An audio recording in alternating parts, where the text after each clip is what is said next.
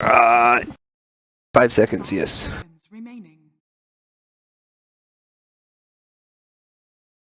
OG's turn to ban.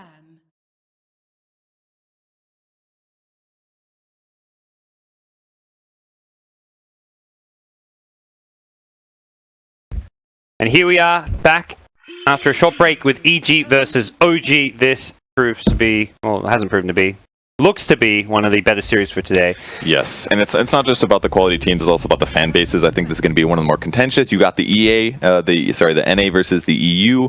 You've got like the OG brand that's kind of coming back, doing really well, versus the EG brand that's also in the same position. You got the drama of Fly and S4 leaving OG. This match has everything. This is like the meme match of the day for sure. And it also means big stuff in terms of TI. You got to get your wins, and you got to win your groups, and you got to place well. So top storylines, top meme value. In terms of Dota, though, like you say, it also feels like it could really deliver. These two teams have both been on the rise. EG, who looked like, the third best NA team for a while, now no longer looking like the third best NA team. It looks like they're back where they used to be. VGJ Storm have also elevated their play. I think are looking similar to EG, but it's no longer that EG's playing bad. They're looking really good. OG, same thing. Dominating Europe. Yeah. Easy qualifier for them, and have looked pretty good even on the tournaments they've played outside of those European qualifiers. Yeah, we did catch one of the OG series yesterday, and I would say their first game they looked really solid and competitive against Liquid, just outplayed late game by a better team basically.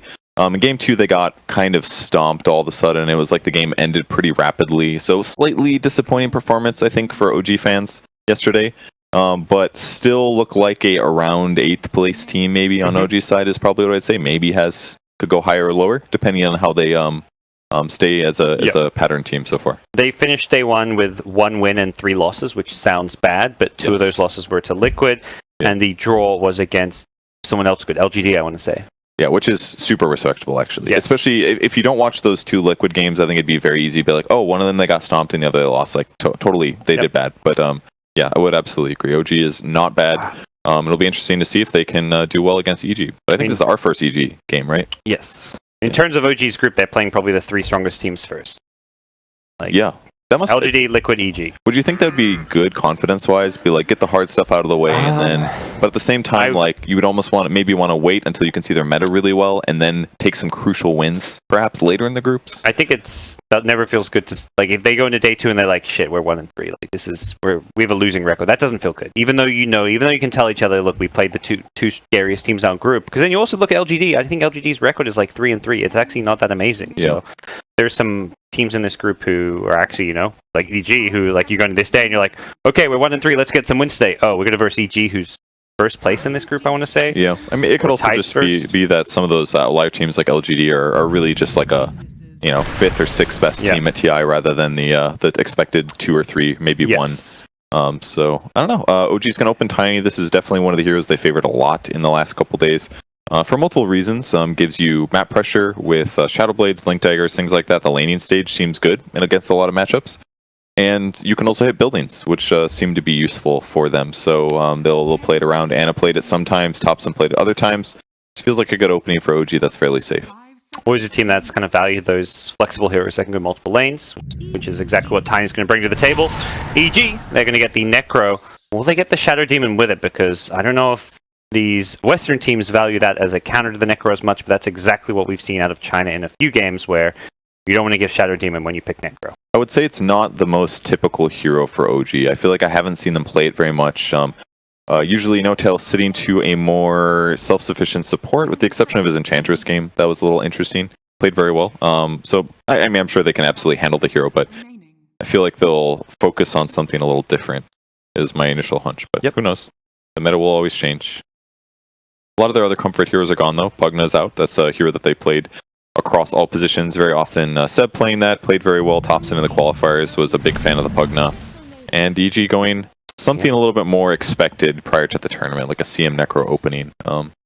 Feels weird on day 2 to me, but day 1, this looks like the normal opening, at least. It's Fly as well, after all. One of his most beloved heroes, next to the Phoenix, probably. And the Clinks. The Clinks, yeah. Can't forget about his Clinks. And should be a pretty good fit. The aura definitely nice for the Necro and will be something that their future heroes can benefit from. Pugna Ban makes a lot of sense when they're going to be going into this Necro pick, and here comes the Necro counter. It's the Oracle. They're opting for this over the Shadow Demon. Very similar idea where you can block the damage from the ultimate. You have a Purge for the Ghost Shroud, and generally seems like a decent enough strong 5 position. Like even Fate's Edict against Crystal Maiden can be pretty good. Some of those times where a CM is popping an ulti and you don't have any stuns left, and keeping at least one of your cores alive could be really useful there. But yeah, the Necro counter aspect it was really useful in the last game we just covered, the newbie versus Vici Gaming match. Oracle was very good.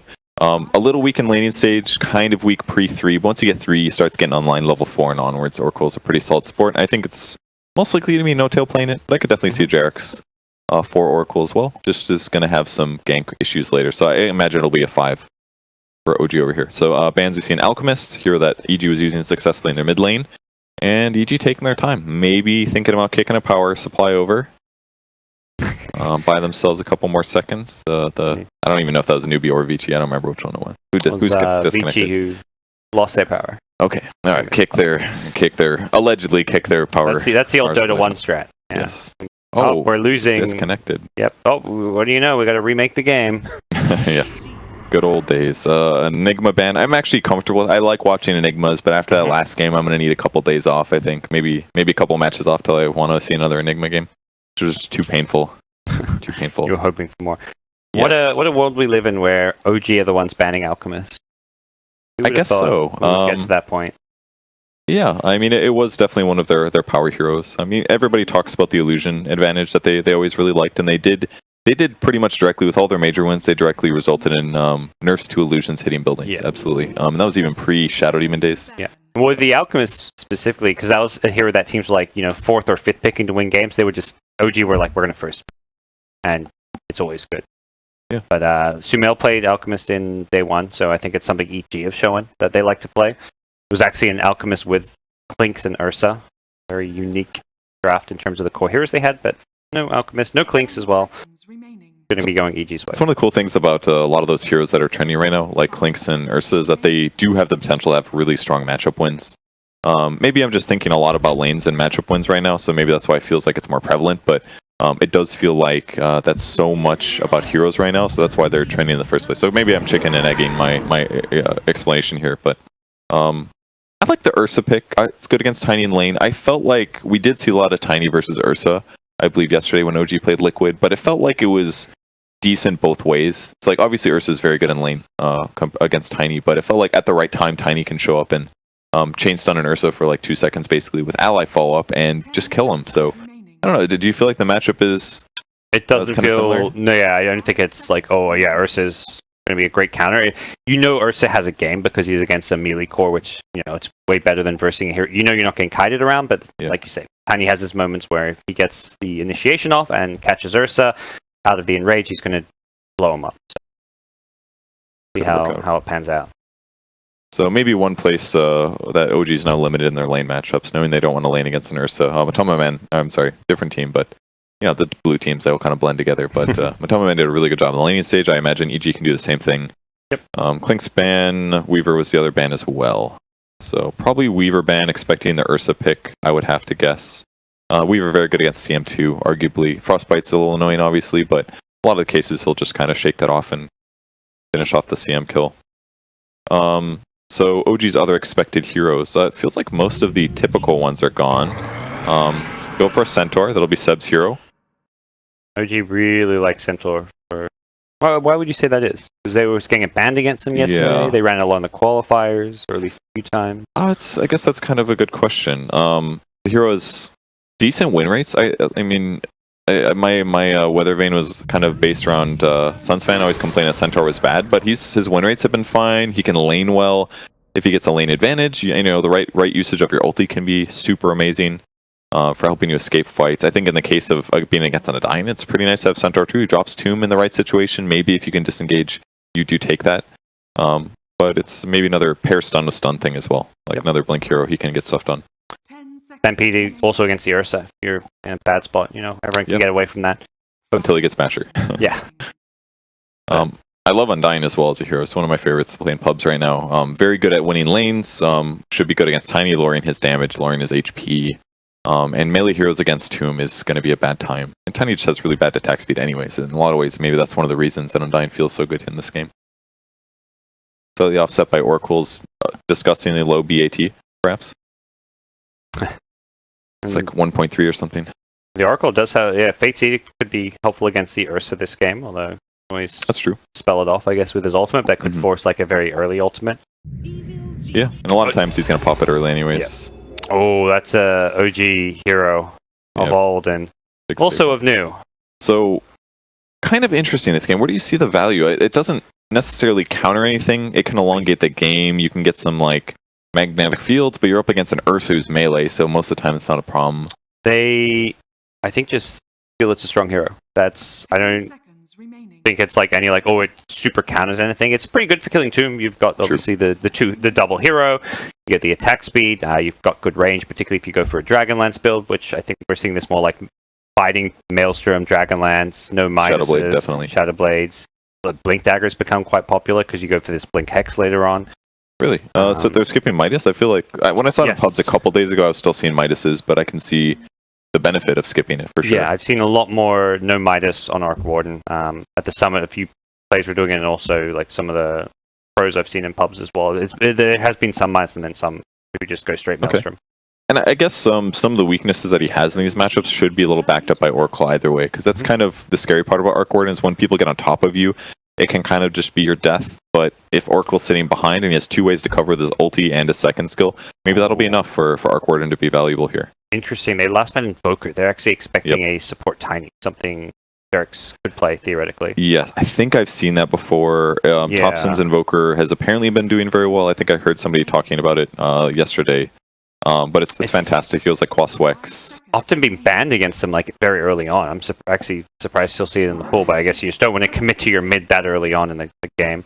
Brood would have been a great counterpick to the Arc Warden in a lot of ways, so that's not going to be coming out. Although I did hear, someone who went mid-tiny against Brood and went 1-1-4, I believe, and would throw the tree to one-shot all the spiders. Nice. So maybe there's a solution there, but I didn't get to check the full laning stage. I just heard about the idea. It's also, you have the Tiny, but have you played that matchup before? And if they're running support Tiny, well, you're picking a core, and you can't just suddenly say, oh wait, Tiny, you're back to a core and run a, Centaur support or something?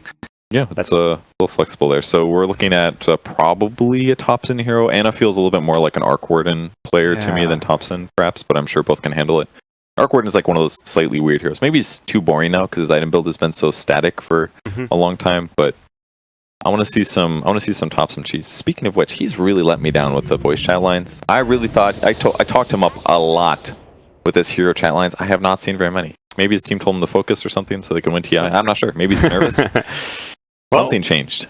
Yeah, Wind Ranger, and it still leaves that question mark of who's actually the mid and the support. I've seen Thompson play this, but 4-position Wind Ranger has been a thing. At least it was for a little while. It's really good this game. Like you're against an Ursa. He definitely doesn't want to buy a Monkey King bar. Almost always it's going to be like Blink into a Basher or Blink BKB Basher. If he's got to throw MKB in there, that's going to be a bad time. Although it works against Arc Warden too. But either way, if it's a core Wind Ranger, it feels even stronger. If he gets like a hood or something like that, it just feels like he's unkillable this game. Unless he gets like, they don't even have stuns, so they can't even stop him from using Wind Run for God's sake, Yeah. So Wind Ranger feels excellent here, if they can make something like support Tiny. But either way, support Wind Ranger I think is also still good. I like the pick here. Leaves a bit of flexibility if they want it. We'll see what EG last pick. I want to say probably Sumail's here with the Necro in the off lane, but Necro Undying just sounds like such a pesky, annoying lane that is very hard to go up against, but have to be.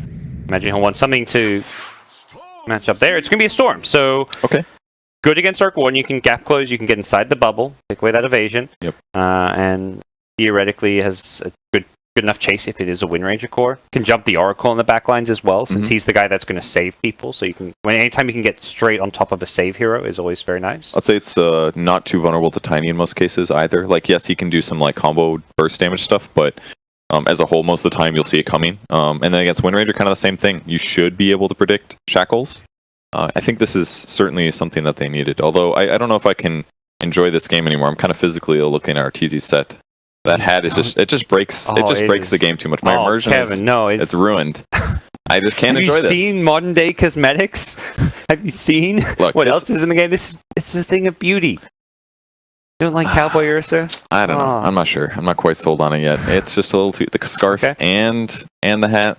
It looks like a pilgrim. Little teeth necklace. I love it. Like a bear pilgrim. Kind of weird. He looks like a friendly. He looks like a guy who would enjoy having a drink within a bar.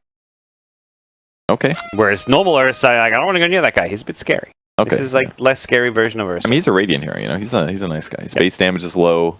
I don't know if that matters at all, but maybe it influences you. So, I mean, we'll talk about the Storm being a pretty good pick. It's also a Sumail Storm, so it's a great pick anytime you can get Storm in Sumail's hand. That's true. And the other thing I'm looking at, Anna is playing Centaur Warrior actually. So this is a carry Centaur. Now, we went to this tournament in Toronto. It was a Red Bull thing. It was like a show match against Immortals.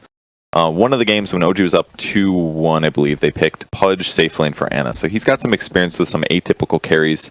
And this is TI, so I had a lot of confidence from seeing him play that weird hero as a carry. I think he did a really good job. I could see him doing something just like that with Centaur, just very different. That is, something else. And they lost that game, by the way, but but it was sick. Okay, we'll see how this safe lane Centaur does. Actually, takes me back to when Ace of Secret fame. He used to play in a all Danish team. He used to do this safe lane carry Centaur back when I think it was Manta Illusions, the return worked on them. So you'd send Manta Illusions at towers. He would go like Radiance, Blink, Manta. Actually, I don't think he'd even get Blink. And just kill every tower on the map. So it was that like bullshit Manta abuse days for... Okay, I'm going to ignore that because that was just like broken.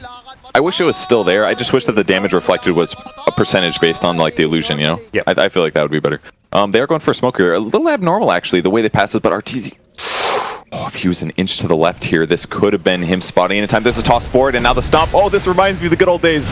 Oh, the tiny Centaur. It strikes again. They tip him before the kill. Seb had that quick hands micro going. That Jarek's not as good, Jarek. That hurt me a little inside. It just brought back all those negative emotions, like the Tusk Centaur and the... I don't remember when Tiny Centaur got really popular, but it felt like... Maybe like right after Centaur got super buffed with Stampede or whatever is when it got popular again, but that felt dirty. What was that? Who got first? But Thompson too, the mid player grabbing that first blood. Gonna grab a massive circlet. That's gonna change the laning stage in a big way. And free sentry ward for him as well. So a good start for them. Can they grab 2 bounties as well? Kinda looks like it. On the downside, Jarex is gonna have toss level 1. It's not always the best thing. No. Will be a bit of a fight at the bottom and the top bounty runes here. Another toss. Throws crit after him. Is Crit going to be okay? He's a Crystal Maiden, but Crystal Maiden a lot scarier than she used to be at level 1 with this Crystal Nova. So they got to always be careful about the toss back to tower range. Something they're going to try to abuse for sure. Top lane, the bounty runes did go the way of EG, but a bit of harass going both ways as Undying got 3 decays off, but... Took a lot of damage. Yes, took a lot of damage in the person. Even with a Stout Shield, I'm kind of surprised how much damage he took here, but this seems like a really good way to deal with a Centaur War Runner is to put a Necro. Because, as a melee hero, if he goes for a Last Hit or Deny, you're always going to get the Death Pulse. And Oracle's not going to be able to really sustain trading with the Undying very well here. I feel like they had to have been expecting it too when they picked Centaur, that it was going to be an offlane Centaur, so something OG likely knew was coming their way. But still feel good about this Centaur safe lane. I mean, maybe Thompson's going to do some amazing things here mid. You never know. Sumail's already pretty low in HP. Thompson's picked up his level 2 here. He's going to go for a little bit of harass. Sumail's trying to hug the creep. He doesn't want to take damage from the Flux. Luckily, it goes to the range creep. That was really close. I think it does target whoever's closer. I don't think it's like random or anything, but maybe attack speed slow actually from Overload was huge there. 50% if you get hit by the Overloads. Thompson wasn't able to get that attack off in time. I think worst players, somebody would have died there, for sure. But both players realizing kind of the limits of their hero. Another salve coming out for Arc Warden. I feel like I just want to watch this mid lane. I feel like some crazy stuff's going to happen here, but we'll see. Fly still being harassed. On the bot lane, the Wind Ranger Tiny dual lane. Certainly going to feel a little weak with Tiny. This is one of the negatives. I mean, they got first blood, but having toss is got to be so bad. But at least they do have a range core to farm here, so that I guess this is the what they traded off. Having a Centaur, it's better to lane him against the Necro than it is to lane him against the Ursa. They should hopefully know that, this mid lane's going better than otherwise would be going because of that extra stats, last hitting potential with the almost second pseudo Wraith Band from Thompson. Sing stand, EG, with a good CS farm advantage in all 3 lanes. Across the board, the lane setup looks pretty strong from them, and partly because, yeah, Tiny did not have that level 1 tree grab. I would say the lane seems to be going well for OG, though. I mean, they're harassing Arteezy a decent amount. Having Wind Ranger versus Ursa means very low chance that Ursa gets a kill on the Wind Ranger here. And Tiny's just got so much raw HP that surely he's probably fine too. There's a toss back again. They're just trying to win trades by doing this here. But Jerix knows that he's got to be a little careful. Seb, it's in his win run too. Yep. Really back and forth here. Top lane Ana's getting bullied though. He's got 4 CS. He's been constantly decayed. He's getting a lot of harass coming his way. Does have a salve. Needs to make sure he doesn't get it cancelled. And Fly, by the way. Suiciding towers. Oh, is a this little dance. the new way to do it? I mean, you still give gold to your opponents. Yeah, but it's, I guess, a small enough amount. It's not 134 each, so that number is definitely not accurate. Is it spread that 134 across 5, maybe? Believe like that? so. I'm not 100% sure. It's like part of a last hit, basically. Yes. If that's 134 gold for the entire team, it's worth it, in my mind. I know Febby from Immortals would always do this when he'd play like Skywrath and stuff, because it used to be you deny yourself to neutrals, but now the long respawn time made it not worth, so he's like, well, let's get creative. Let's suicide to towers. Otel doing a nice job here against S4, knowing the perfect limits of Death Pulse. Very important that he doesn't nuke you while also healing himself when he gets those trades off. And we'll kind of wonder maybe if it would have been worth it having like an Orb of Venom or something, but it's not quite the same on a range here as it was before, so back to regular stuff. Sumail level 4, 20 and 5. Next to Topson's 18 and 4 Arc Warden, so looks quite even at this point. Yes. Very, very even. Topson did have the first blood, which means maybe a bit more gold in his pocket, but also he's maybe Sumail's happy because he's going even with that first blood gold. Trading pretty good damage into Sumail. Sumail's got a bottle though, so actually it's pull really early. This is a weird build. 1-1-3, not normal. And with the Arcane Rune, he's going to do a lot of damage here. Topson being chased really far back. Topson turns, and he's going to almost feed away his life. Has the Fairy Fire, but that will not keep him alive as Sumail gets the solo kill. Top lane, by the way. Definitely wouldn't have gotten that without the Arcane, but yeah, what an amazing kill. Those low cooldowns here, they're not done top. They want Ana as well. He's behind the tower, out of regen here. Another hoof stomp here. Hits the Undying as he runs past. Who popped the self? Oh, okay. Necro, I was like, did it get interrupted? And it does have a shrine to fall back to, which may just be the play here. Undying, though, actually going for a soul rip, but didn't have too many units nearby, unfortunately. Ana misses the stun completely as he used an offensive double edge as well. Runes being fought over. Well, they should be good bottom, but Storm showing up here at the ball lightning. He's got the regen too. Yeah. Dude, Sumail is doing Sumail things, and it's a huge advantage for them. Arcane Rune kill into a regen rune, into some bounty runes. He's having a fantastic start. He's going to get the other bounty rune for his team. And meanwhile, top, it was No Tail getting 1 out of the 4 bounty runes. So 3 for 1 there. So more problems for OG, and as zoned as Centaurs, this feels like a rough time for OG with the mid lane ending up bad like this. Still only about a level advantage for Sumail, but I mean net worth wise, it's starting to creep pretty damn high up. Yep. Yeah, Sumail's just having a fantastic time. He is loving life here. Not that the Arc Warden is not going to have a game at all. He's the most farmed hero on the OG side and has at least gotten a decent amount out of this mid lane, but it's just how well Sumail is doing and going to keep on doing. Jack's going for a stack actually with the large camp. A little curious about this.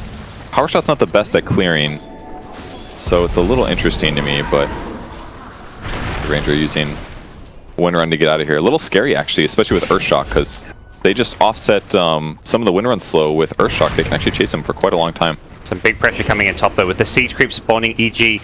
Pressure the lane. Dire side actually went for a pull, which means even more damage is being dealt to this tower, and EG looking to capitalize with both Necro and Undying playing behind the tier 1 tower.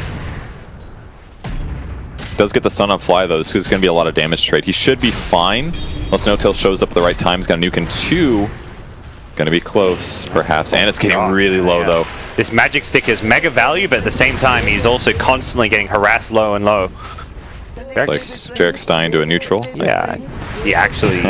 that was maybe not intentional. Well, intentional in the sense he just didn't want to die to heroes. Tower going to go down. Is there going to be a deny inside? Does not look like OG can get in close, and S4 gets the last hit for it. Good chunk of gold his way. Mid lane, Topson's been gone on here. Sumail wants the solo kill. It's going to be close here. The illusion may kill off Sumail. Can he get the kill? Gets him. He gets the kill on Topson. Takes down Sumail. They're tipping Sumail. I don't know if that's a player you want to piss off, because he's a guy who's gone 0-3 or 0-5 or something on Storm and in 5 minutes and then turned the game around. So, I mean, that was a huge kill. 500 gold for Topson. Sumail loses 130 there, and he gets about a level out of that. So, really nice grab for him. Really needed that considering how the rest of the lanes are going.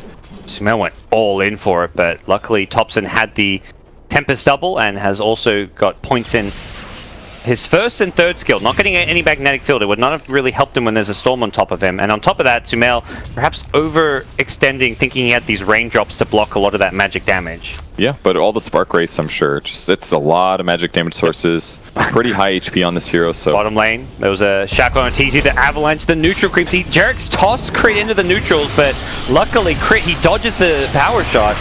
Back at mid, though, it's going to be Storm going in, getting some revenge on Topson. Sumail saying, you tip me, well, I'm going to get the kill back on you. He even gets a kill on his Tempest, though. That was a big loss, actually. 180 gold, 180 experience. Bottom lane, Arteezy got the double, though. It wasn't just the first initial kill. He gets both. And yeah, this new skill build on Ursa has been really effective. I mean, Earthshock's always been a really low cooldown. We saw that, I think, TI6. I remember Weehaw beating Sumail mid once with an Ursa versus melee hero of some kind, but the duration is 4 out of 5 seconds. So even if they have a wind run and you can stop them from hitting you, it's not necessarily enough time to run away. Because as long as he just keeps walking and doesn't attack while he chases you with phase, he's just going to keep hitting Earthshock, and eventually you're just going to be too slow. So it's a hard solution. Seb also might need like a phase himself to be able to get out of there in time.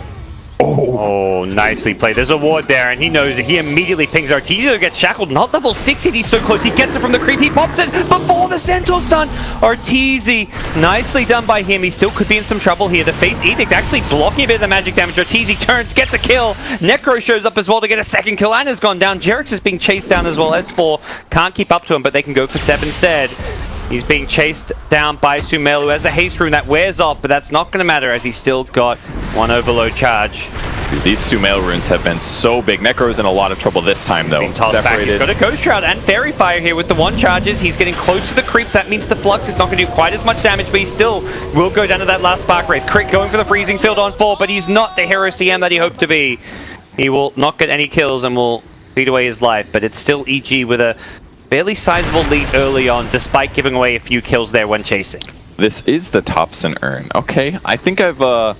yeah, this is a guy that likes buying this item, especially the Spirit Vessel on a lot of heroes, but it can work really well on Arc Warden, because it's another nuke that your Tempest Double can use. If you pick up the charges and you make a Tempest Double, I'm pretty sure that you have those extra charges, so it's an extra 200 damage in these little fights. And if you can keep your opponents separated, taking Flux damage and Spark Wraith damage, you're doing a bunch of nukes. You can't stack the Urn charges though, right? Like, correct. You can't use 2 at once. You can stack Urn with Spirit Vessel, I believe, but not probably. with itself. But point being, there's more than one hero in a fight usually. For sure. You can earn 1 and earn another. Yep, exactly. Yep. And it's not a ton of damage, but it does add up.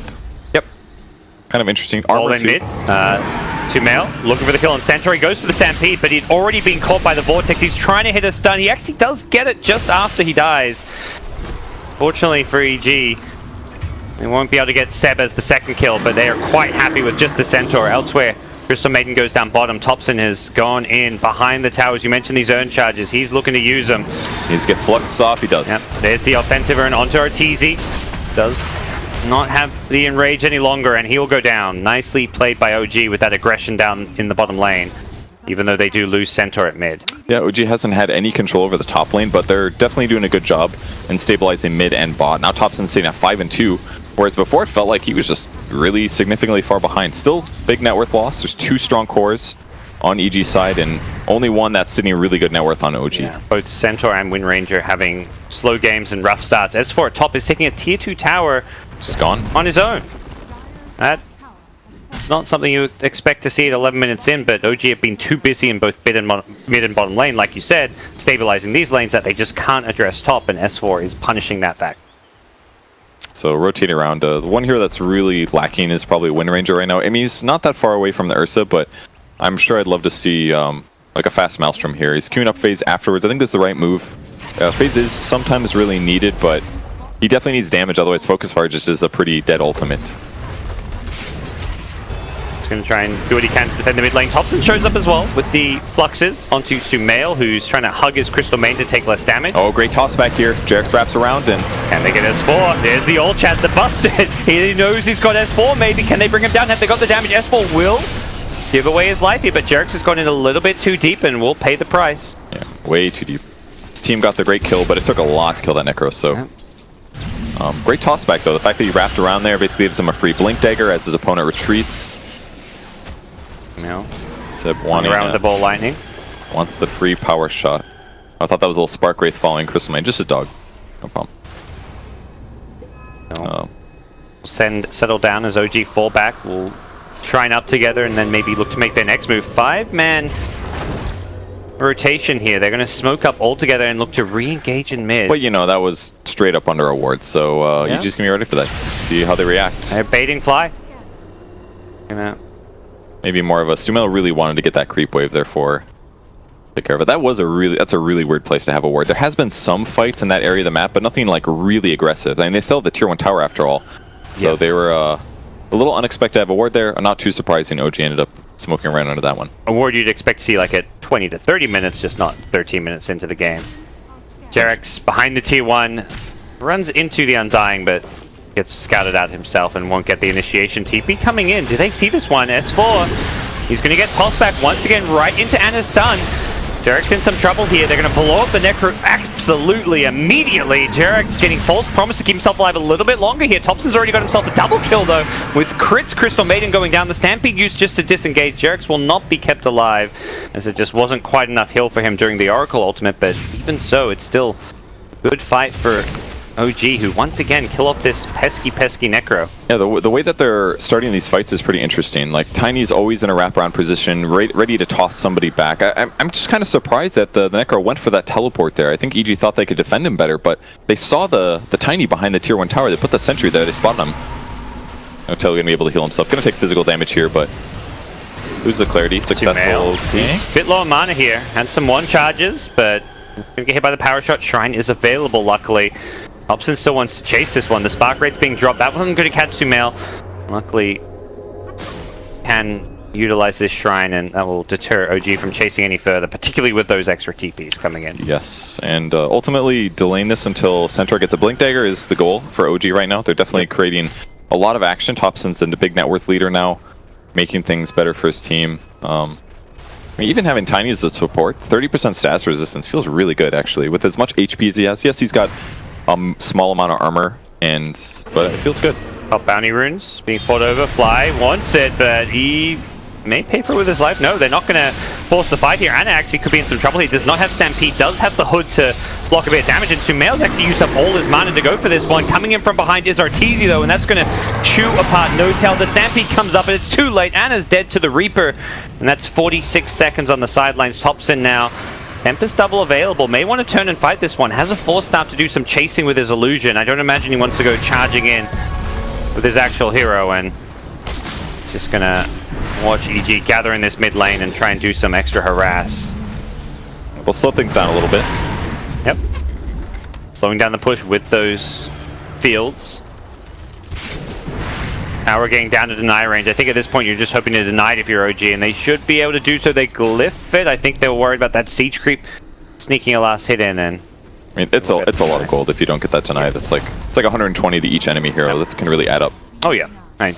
Fortified now going to refresh anyways because tier 1. So good point. So Sumail prepping for his Orchid, nothing surprising there. Looking like they want to dive. They do get the first shackle down. He's going to get the Tempest double out as well. Can S4 keep himself alive? He's got the hood now here as well. The Arc Warden, he double force stops himself away. Really nicely played. Unfortunately, it's going to be Oracle and set in a lot of trouble here. Yeah, I don't see him surviving this one. He's going to pop.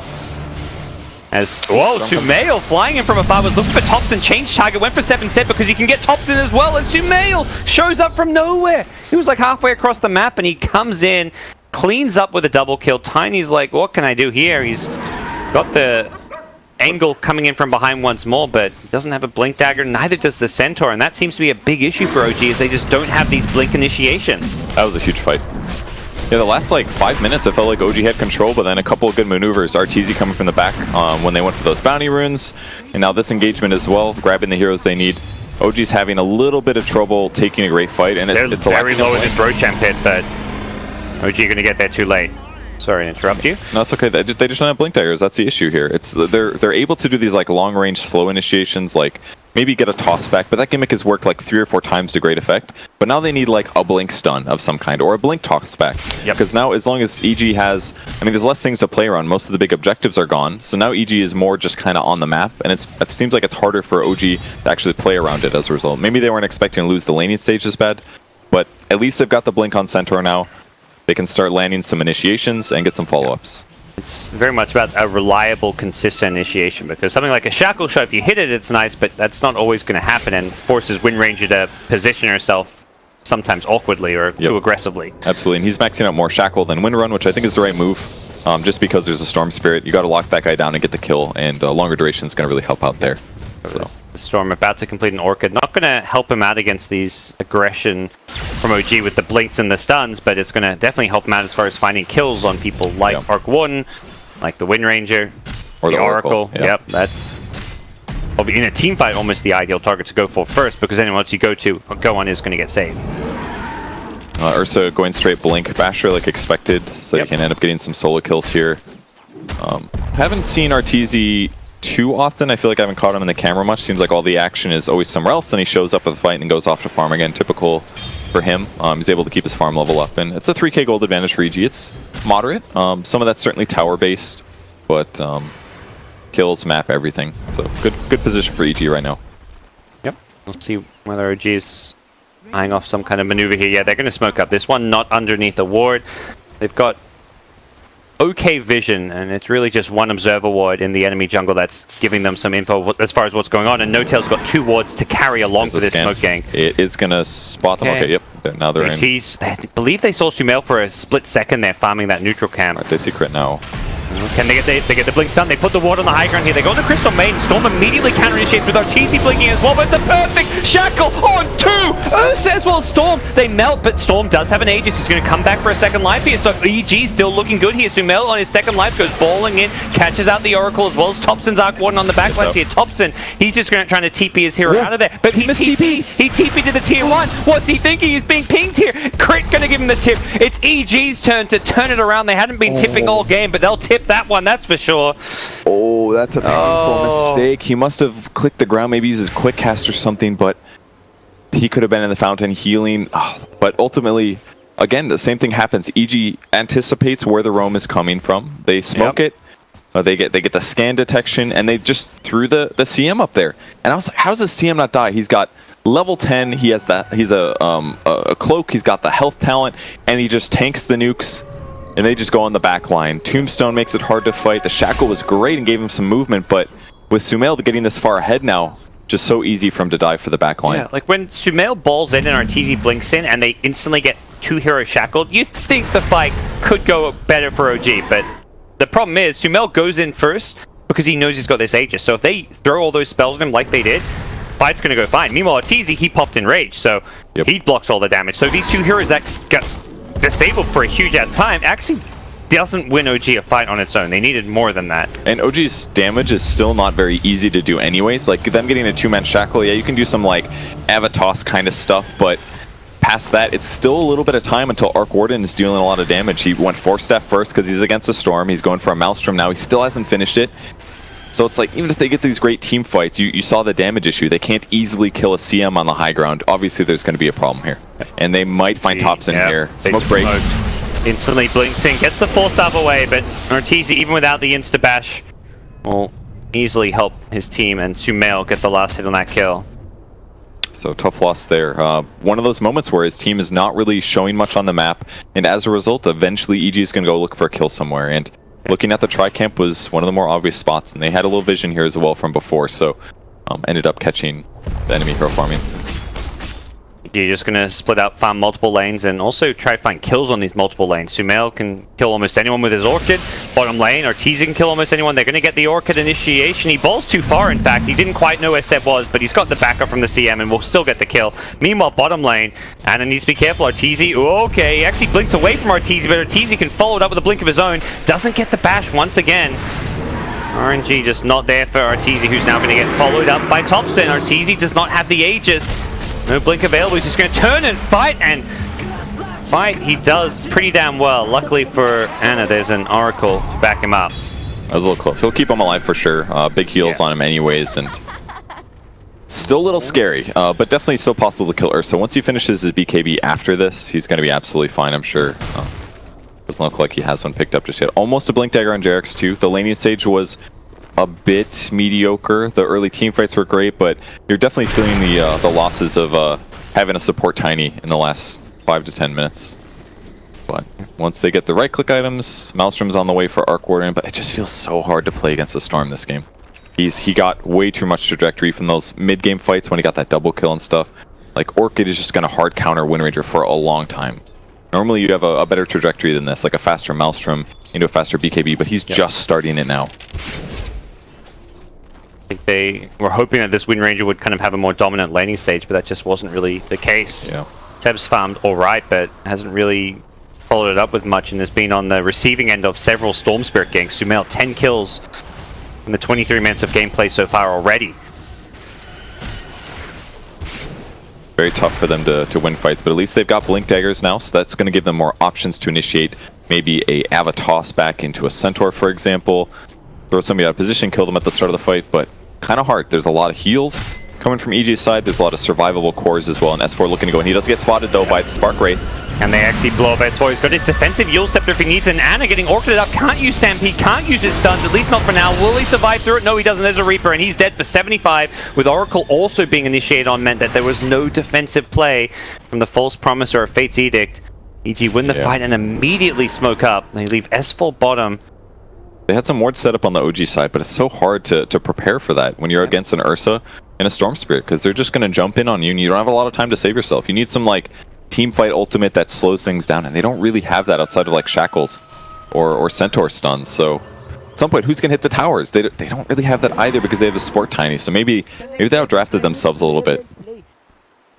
EG went for a very aggressive smoke right after those kills, got all the way on the other side of the map, leaving S4 bottom. It felt like that may have tricked OG into playing a bit not defensive enough in the top lane, but very common for them to be playing around this anyways. I mean, there's a tier 1. Tier 1s are hard to defend, so they probably expect there to be a ward there or something like that. That was even dangerous for Seb to go check high ground. Once again, smoking right underneath an observer ward. When EG going to smoke themselves, they're ready for this one. They're going to... They scan it, though. They want to... Okay. Scan each other, actually. They both know. Do OG want to fight them head on? Yeah, actually, both teams smoked under a ward, I imagine.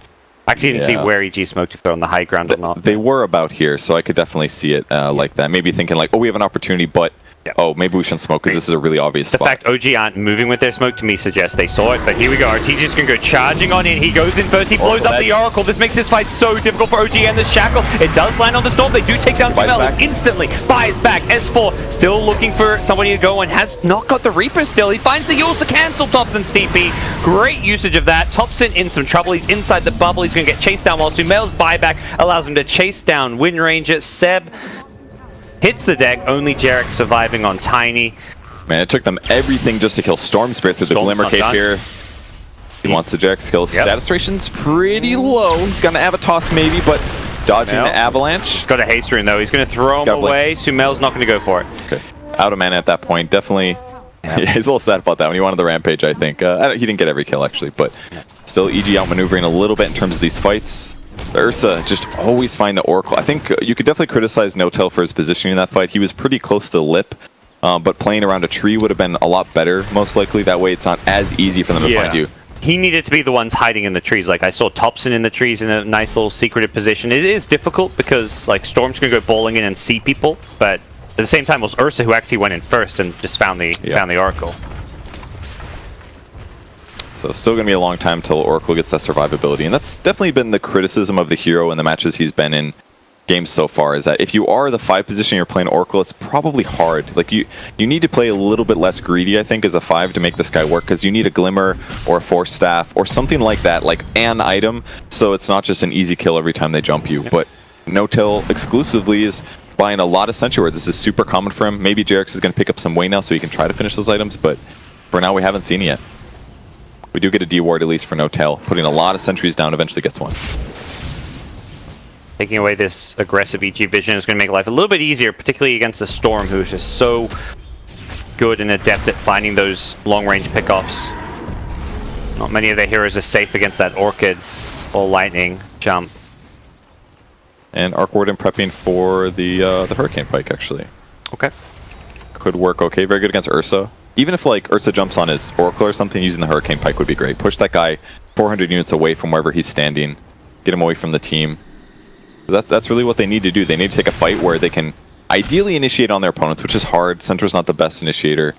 And then they need to chain burst somebody, get some double shackles or something. It feels like they need a Ravage or something to like really win a team fight. Yep. EG, as far as these team fights go, have force-offs on both supports. Like their mobility and ability to kite OG is going to be very tricky to deal with. Brit with a Glimmer Cape as well, playing that 4-position CM, so we get to see that. A little bit extra bomb. Actually went for the mana cost, mana loss talent as well. Which is second time we've seen this. It's with a Storm though. Yes. So it makes all of his mana go so much farther.